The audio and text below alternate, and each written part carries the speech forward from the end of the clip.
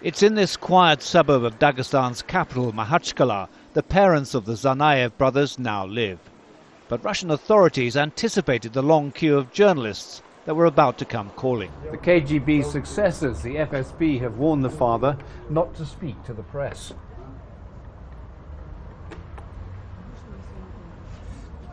No reply from his flat. It looks like he's taken their advice.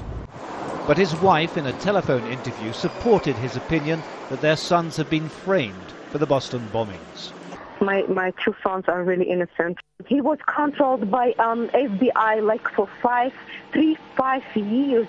They knew what my son was doing. They knew what actions and what the sites on internet he was going.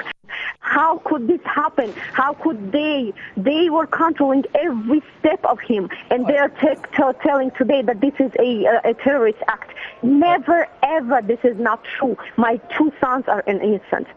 The parents' neighbors were quick to come to their defense. I feel sorry for what's happened to my neighbor. I can't believe it, but these days if a person goes to a mosque, he's labeled a terrorist.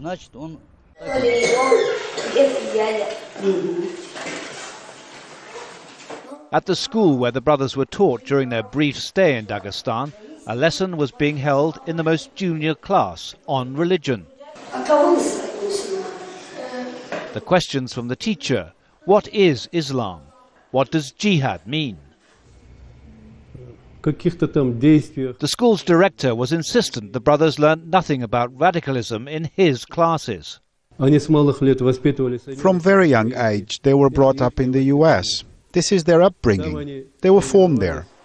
In the main hall of the school, the crests of Russia and Dagestan crowned the frame words of the national anthem, a sign of unity belied by the bloody campaign being fought here by fighters determined to create a Caucasian emirate based on Islamic law. It's been reported the elder of the two Tsarnaev brothers spent 6 months back in Dagestan last year.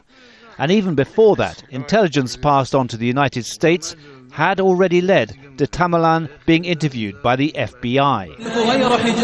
And this is one of the videos he posted on YouTube, showing his growing interest in Islamic fundamentalism. By the Caspian seashore in Makhachkala on Saturday, young brides were celebrating their weddings. Family ties take precedence over anything else here. But watching the celebrations, the police were carrying automatic rifles. David Chater, Al Jazeera, Dagestan.